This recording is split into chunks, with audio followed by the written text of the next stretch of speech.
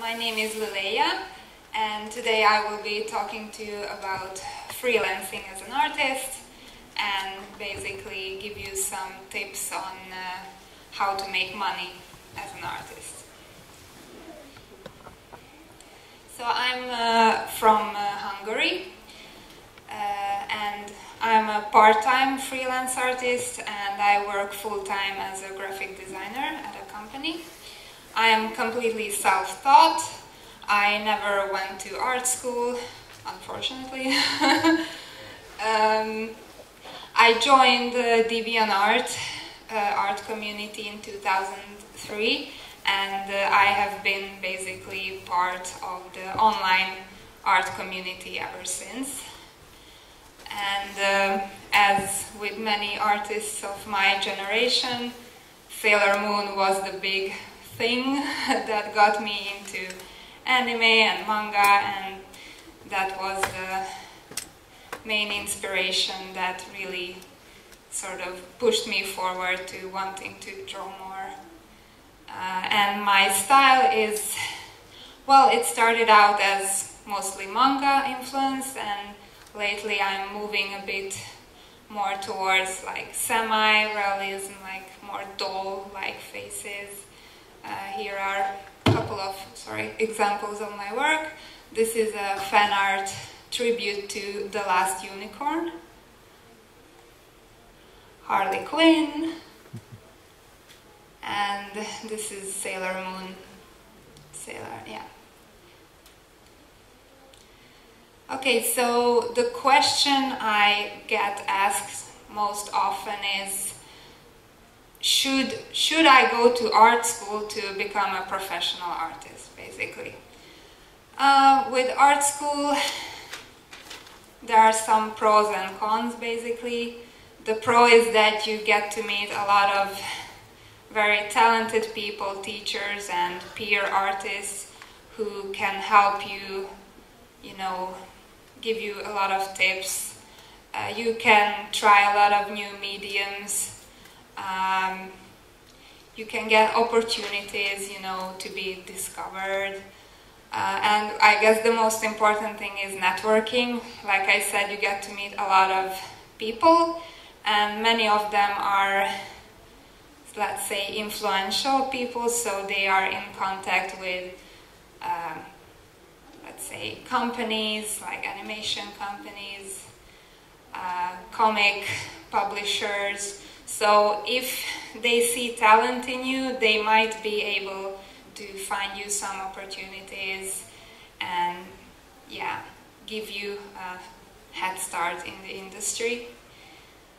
The con, in some cases, it depends on where you live, that it can be expensive. It depends on how much is tuition, whether you can get, scholarship, if you have time at all to attend art school.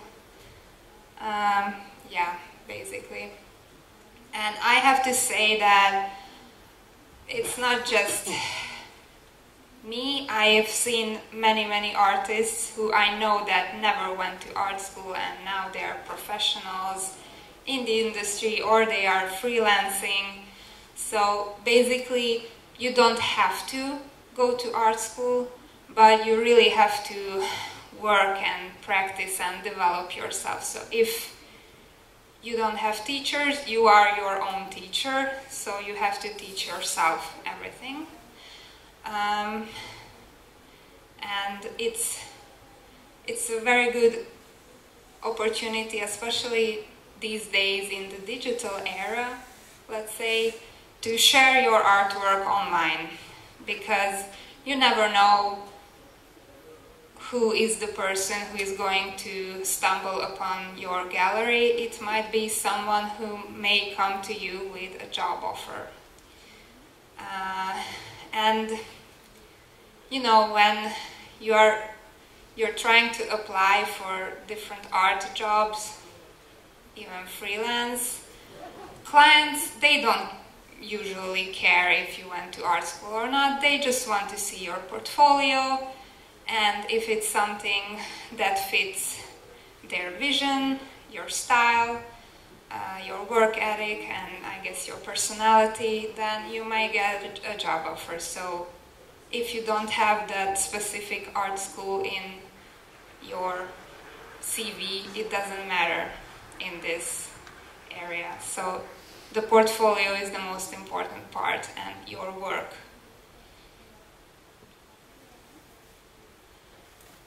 Okay, so you want to become a professional artist.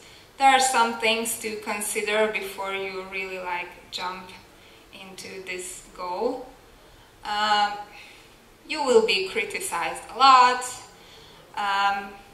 If you work for clients, they will constantly ask you for changes, redo this, oh no, I want that to be different, make me 10 different variations of the same picture. So, you know, you have to have patience, you have to have a thick skin, you know, whatever critique or even rejection you get, you should try not to take it as a personal attack or like, oh my god, nobody likes my art, I suck or whatever, you know. You just, you know, take it with a grain of salt, learn from it, and if you get rejected, don't feel down. Look for new opportunities, because there are always a lot of opportunities. You just have to find them. And when you do it as a job, I mean drawing, you will be drawing day and night, you know, it's not just a hobby, so you might get tired of it. Maybe you would want to take a week off or even a month off and just do something else. And it won't be something that you can really do, so you have to be prepared that you will be under pressure to deliver, be good at what you do. And you know, sometimes when you're tired, you just can't really produce that same level of stuff, so you just really have to prepare yourself mentally what to expect from something like this. You may face a burnout period or an artist block when you're like, have been trying to draw the same thing for an hour and nothing good comes of it. You have to find a way to deal with such periods. And also, salary may not be very good at the beginning, so I guess you have to be prepared for that as well. I always suggest to have a plan B. You know, if you already, let's say, you already work somewhere, you have, even if not a career, but you have a stable job, don't throw it away right away, like, okay, today I decided I will be a professional artist, so I quit, goodbye, now I'm off to my new challenges. You know, try to do it simultaneously until, you know, you get stable opportunities, stable income as an artist, when you can say that, okay, now I'm making enough as an artist to quit my other job. But if you are still a student, let's say you still live with your parents, so you don't have to, I guess, pay rent or food or whatever, you know, you're a bit more free in that sense when it comes to making money, then you can concentrate on that even more. So it always also helps if your parents are really encouraging you to do it. And I guess at the end of the day you have to ask yourself, how much do I really want to do this as a job and not just as a hobby or something I do in my free time when I feel like it, because it is a lot of work. But the good news is it's never too late to start, so if you feel like wherever you are in your life right now, it's not really a good time to do this, or you just have so much going on in your personal life, you can't really concentrate on becoming a professional artist or aiming to become one, you know, don't really pressure yourself. Try to find a good timing in your life and never feel like, okay, I couldn't make it now it's too late because I don't know, I'm 25 and oh my god, everyone is doing so well already and nowhere in my life. You know, just, you know, it can happen, you just have all this drama in your head. Just remember that even 10 years from now, if you decide you want to do this, you can always sit down and start really working on yourself, no matter how old you are, basically. Clients don't care, they just want to see your portfolio. So if you are 50 and you decide, okay, now I've been doing this as a hobby for 40 years, and now I want to make the jump, you can still do it, so.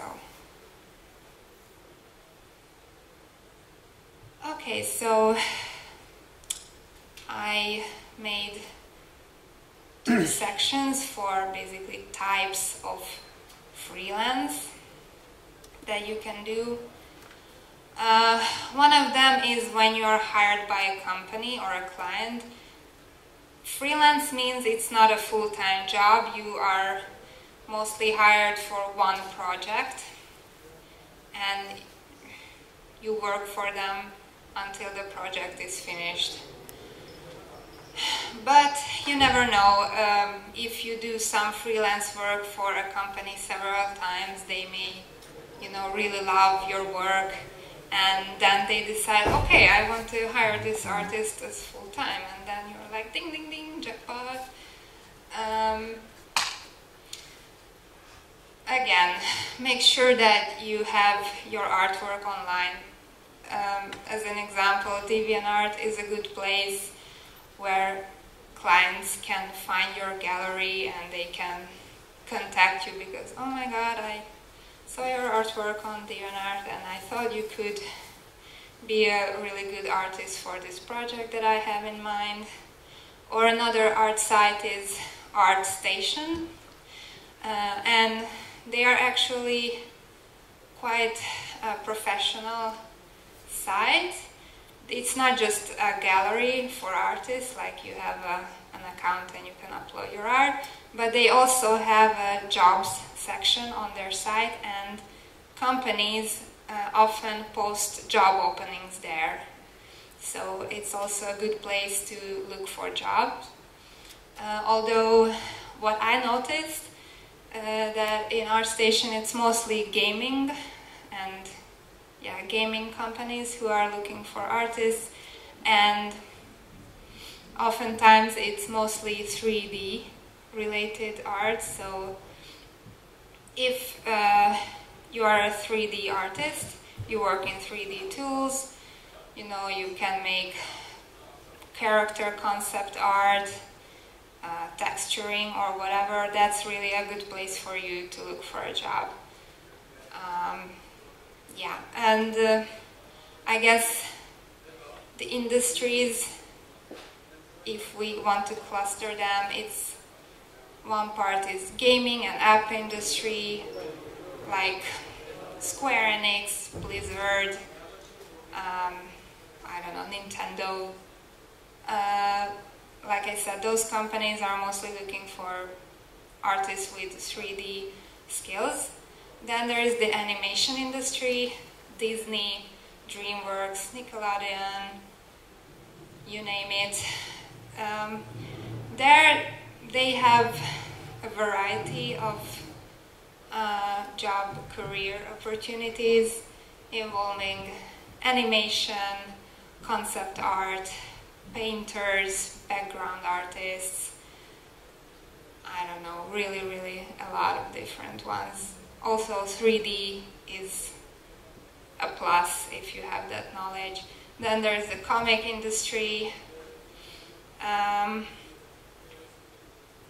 Comic artists in the US, they mostly divide work this way. There is one artist who does the sketching, the planning of the comic page. There is another artist who does the inking, and a third artist who does the coloring. In Europe, it's mostly one artist who does all the job from sketching to coloring, if there are colors. And in Japan, you probably know manga artists, they have many assistants. Depends on how popular they are. If it's just a new mangaka who is starting out, she does all the work, sketching, inking and toning, you know, the black and white shades on the comic page. But if it's a popular artist who has too much work, he has several assistants. Sometimes artists like, let's say, Kubotite, who drew Bleach, at the end he just drew very rough sketches of the page and everything else was done by his assistants, with the inking and toning and everything. Sorry, oh, that was okay.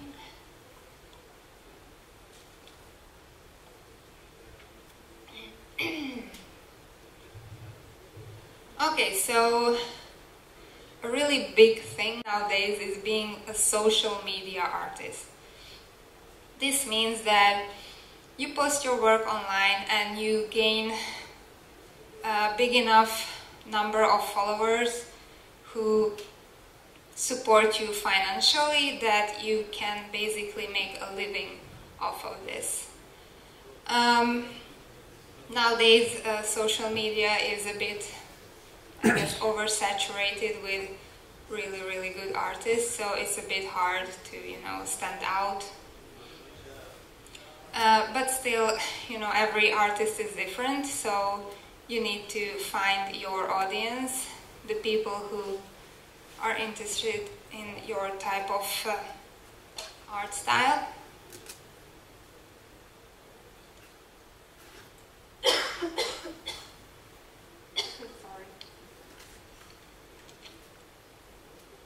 Again, you have to have patience because building your audience doesn't come overnight. I'm sorry.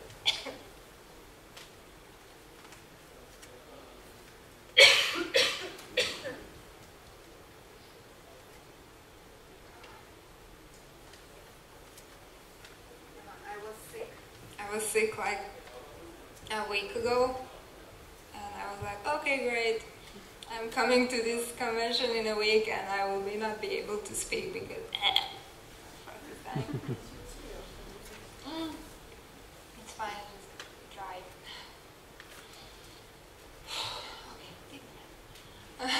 Okay, so back to it. Finding and building your audience doesn't happen overnight, so you have to really have patience.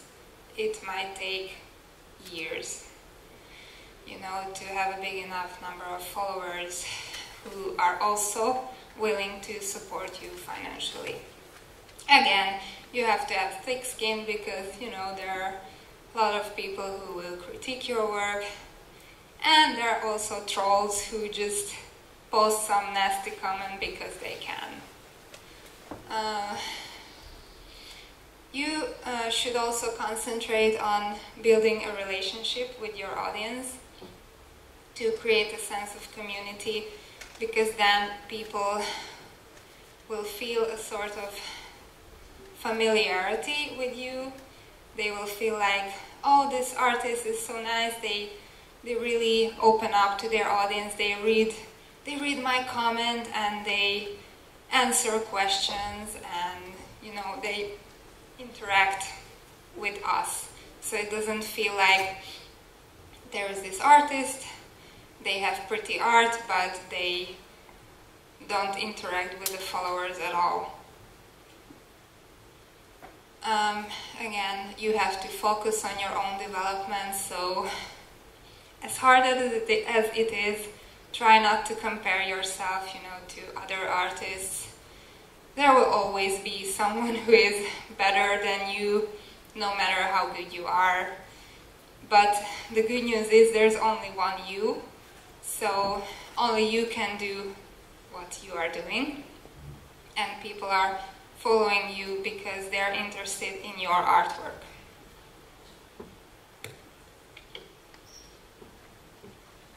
Try to be active in your profile, post as much as you can, even sketches and whips.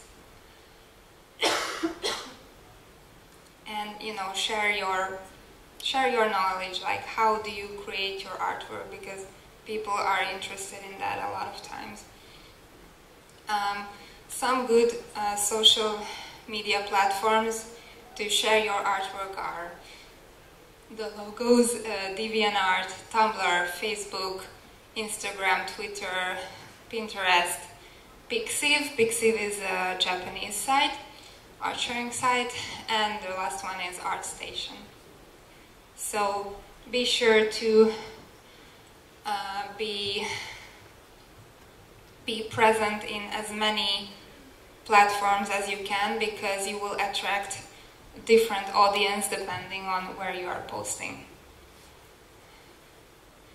Okay, so what can you do to actually make money on social media?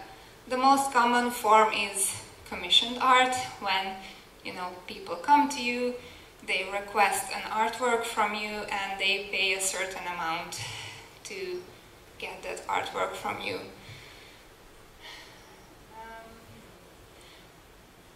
To be able to do this, you already have to have a certain number of followers, to make sure that there are people who are interested in commissioning you. Because if you just created your first account on whatever platform, and the first thing you do is, okay, I'm taking commissions, and you're surprised why is nobody commissioning you, because nobody knows yet that you are there, and there is this possibility. So if you are just, let's say, starting out on social media, first you have to build an audience, and then you can try to approach this. The good thing is that you can set your own terms, your own prices and deadlines, so you are your own boss. You can reject whatever weird request you get that you feel like you are either uncomfortable drawing, or that you can't really draw that because it's not really in your style. And also, a question I often get asked is, how do I set my prices? Basically, what I suggest doing is to check artists who you feel like are on the same, let's say, level of skill as you are. Check if they are also taking commission, and usually the prices are public on their journal or whatever. They have a commission page. Try to gather some info and see what is the average price that people are commissioning, and you can try out those prices.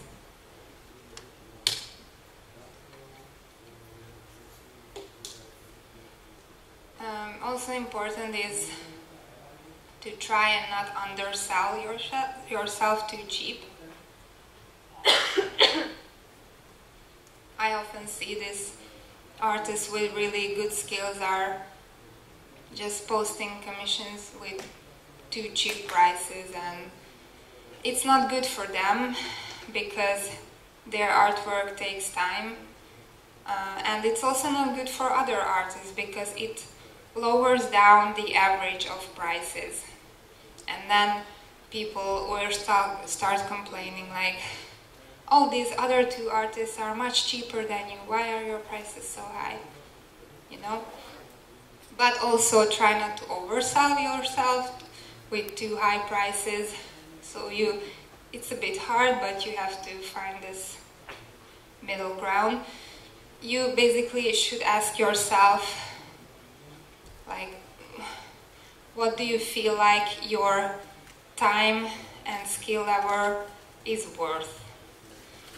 What is the price that you feel like, okay, this picture takes me 6 hours to finish, but I also have, let's say, 10 years of development and experience behind me, so all of that adds up to a certain price.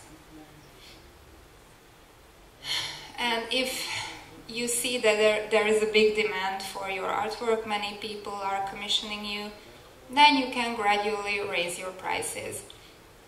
And like I said, there will always be someone who comes and starts complaining, oh, why are your prices so high or whatever. Just, you know, don't pay attention to them. If the person really values your art and they really want to have a personal commission from you, they will not complain. They will pay the price that you ask for. Yeah. So here's an example. This is my commission page. There basically I'm listing what type of commissions I'm taking. So right now I'm just doing either portraits or half body commissions with only one character because I don't really have much free time. So I don't accept very complicated commissions. And you can also choose what style you would like. So manga or semi-realistic, there is a bit of a price difference because semi-realistic style is a bit more complicated and it takes me more time. People can request to be added to my waitlist. This means this is a non-committed list, so it just means that when I'm free and it's their turn, I contact them that, oh, you contacted me a while ago that you're interested in commissioning me, now I'm free to do it. And they can still decline, you know. And I'm also not committed to working for them, so it's more like a newsletter list, I guess. And I also have a terms and conditions page, so basically so that people are aware of how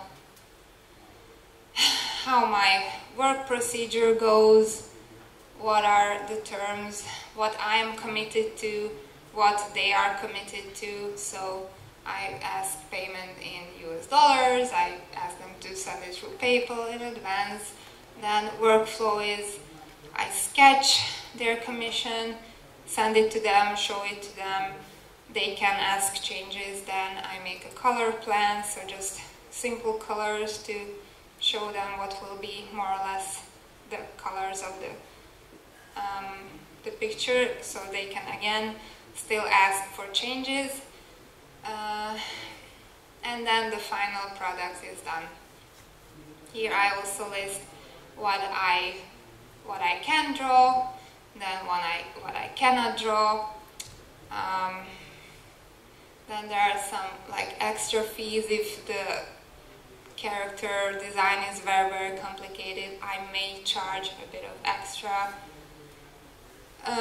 Possible refund terms, deadlines, and what you get. So I'm doing digital art, so here I state, just, you know, to be clear, that there is no physical copy of the artwork because it's done digitally, what size they will get it, and some disclaimers like they can use it for whatever personal stuff they want, but they cannot resell my artwork to someone else. Okay, so about 3 years ago, a page called Patreon has debuted, and it's basically an internet-based platform that allows content creators to build their subscription content service.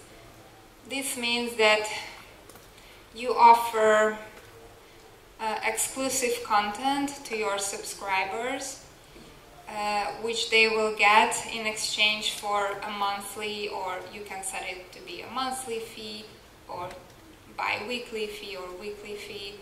So they pay a certain amount and they will get something exclusive that you don't post publicly anywhere else.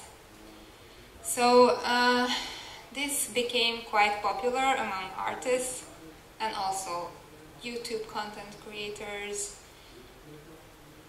musicians, you name it.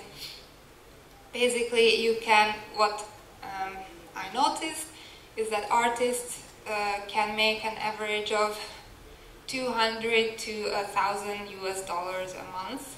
That's the average. And it can become a full-time job for artists if you gain enough subscribers and you get enough money that you can quit whatever else you were doing, because you make enough money to make a living, basically. You have to really think in advance before you launch your Patreon page. You have to think what kind of content you will offer, what's your strategy to gain more subscribers. You have to set.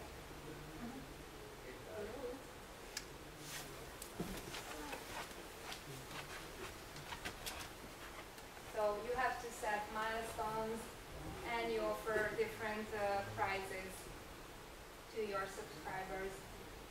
Basically, you offer something unique to them, and you again have to interact with them, ask them what they would like to see from you. Many popular artists on social media are now making a living off of this.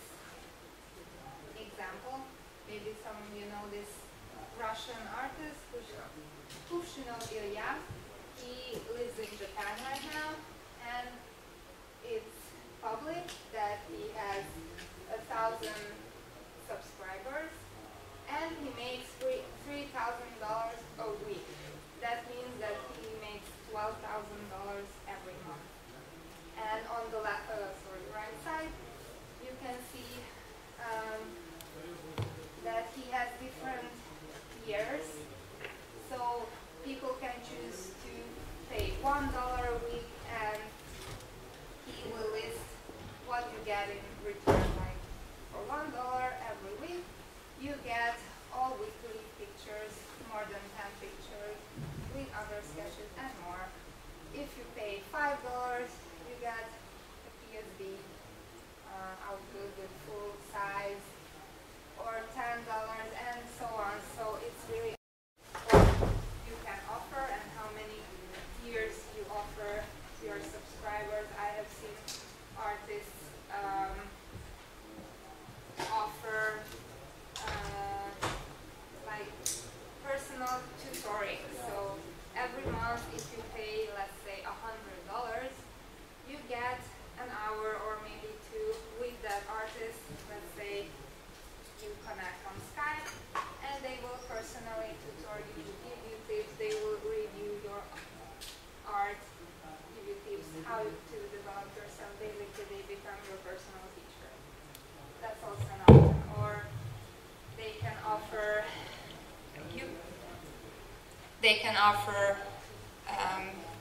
videos of how the artwork was created. It's really up to the artist.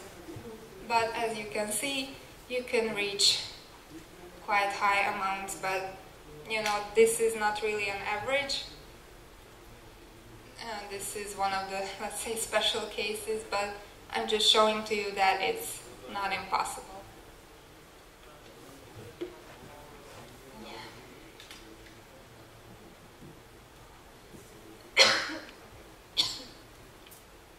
Okay, so another similar to Patreon is Twitch TV,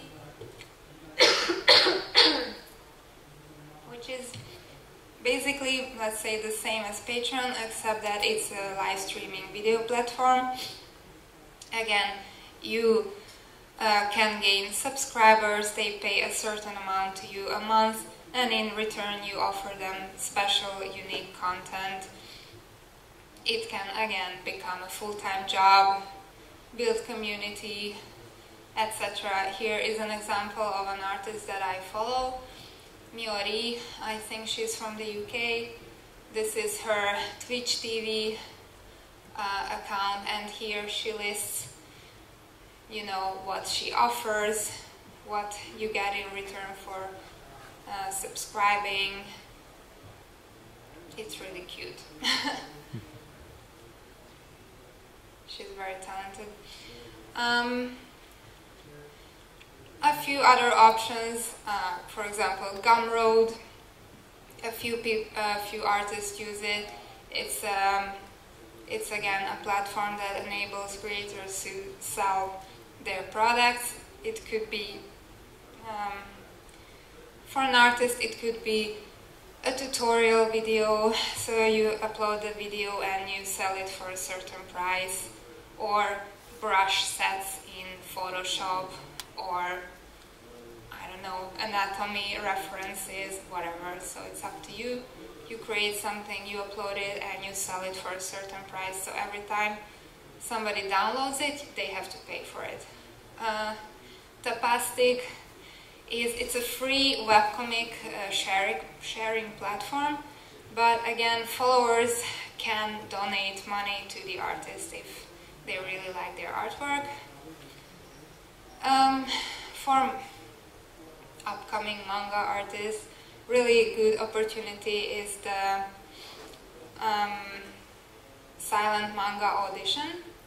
It's a global manga contest organized by Japanese manga artists and publishers. So it's organized by Japan, but only people from outside of Japan are allowed to take part. So anyone who lives in Japan is not allowed to take part in this. There's a contest every 6 months or so. Since 2013, there's always one theme for every contest, which you have to use to create your comic. For example, the latest one on the banner, it says fair play. This is the theme that you have to think your story around. And the cool part is that you have to draw a manga without words. So the artwork has to tell the story. It doesn't have to be a complicated story, it can be something really simple. The point is that certain emotions have to come across from your artwork to, you know, really touch the reader without any words. And there are really good money prizes from 10,000 to 500,000 yen, and the top winners get also to travel to Japan and take part in a workshop, and even get some offers from local publishers. I have 2 friends who took part in this, artist friends, and both of them won. So it's a really good opportunity. Okay, so the conclusion is that social media is evolving super fast, so you really have to keep up and always be up to date with which social media is the most cool at the moment. Like Patreon didn't even exist, what, 4 years ago? And I don't know, for example, right now what I notice is that Instagram is the most popular sharing platform for artwork and pictures, basically.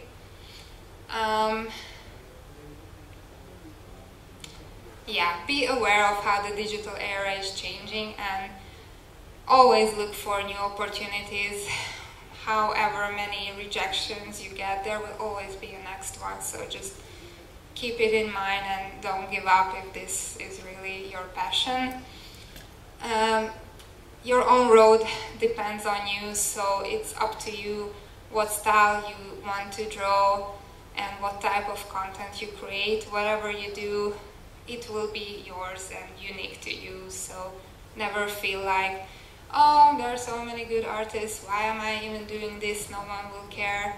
There will always be people who care because it's unique what you do. Always try to develop yourself further, keep learning, you know, like I said, if you have the opportunity, take some art classes, go to art school, but you can do the same from home, develop yourself from home. There are so many references and even webinars online that you can attend without, stepping outside of your home. And, stay motivated and love what you do. So that's the most important part. Don't lose your passion for it. So thank you very much. This is all. These are my contacts, and you can find me in the Artist Alley. And if you have any questions, we still have a couple of minutes. Five minutes. Yes? Actually, do you have to make your own yourself? No. Some people ask me this before, why don't I have a Patreon? The thing is that I have a full-time job as a graphic designer, and I don't really have time to create enough content to maintain a Patreon page, because you have to make sure to be able to create and share content on a monthly basis, basically. So before you create a Patreon page, make sure that you have enough time to create the prizes and stuff that you will share with your subscribers. So I don't feel like I have enough time for it yet, so I haven't created one, but I might do it in the future. Yeah? It's about the contest, and did you mention that it's a contest only for Japanese? The silent manga. Yes. No, it's a contest for everyone who is not Japanese. So it's global for anyone who is outside of Japan. So basically they want to give an opportunity to international artists to show their skills in manga. I'm probably missing your paradise. Sorry, yeah. Yes? Do you have any tips for finding your own styles? Oh, that's a really hard one. Everyone is inspired by some other artists. So basically my tip is to find inspiration from several artists that you like, and find what you can learn from them, and you incorporate that into your own style. Just, don't copy outright their style, but whatever you like the use of their color or the way they draw hands or something, you can learn from them, and then you incorporate that into your own style. But in a way, you will always feel what is your own style. Whatever you feel like expresses what you would like to share the most. For me, for a long time, it was the manga style, and now I feel like for me it's a bit limiting, so I'm trying to develop a bit more, let's say, not serious, but a more adult style, I don't know. So, yeah, not really realism, but a bit towards that. So, thank you. Anyone else? Yes? Do you personally prefer working for a company or as a freelance artist on social media? I worked for a company only once. We did, with several artists, we created a how to draw shoujo manga style kind of tutorial book for a publisher. It was okay. Well, they kept, asking changes. It was a bit limiting. I think if you don't really like people to tell you what to draw and be kind of limited by that company, being a freelance artist on, I guess, social media is a more free way to draw what you like to draw. So it depends on you. Both opportunities have different advantages. So I think if you have the opportunity, try both. Yes? Yeah. Okay, what was the worst job or commission that you got?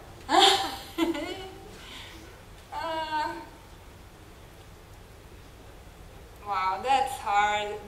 I guess it depends on the character design. Sometimes I get character designs that are a bit, like it's a bit far, like it doesn't really fit my style. They ask me to draw some sort of alien girl with colored skin, and you know, she doesn't have hair, she has like whatever instead of hair. And like, for example, hair is kind of my thing. I love to draw like flowy hair and like add details, and it's a bit hard for me to make it, I guess, look unique. And yeah, it depends on how much fun I find in that sort of commission, and if it's I guess it's a character design that I don't really like, then it's a bit hard, you know.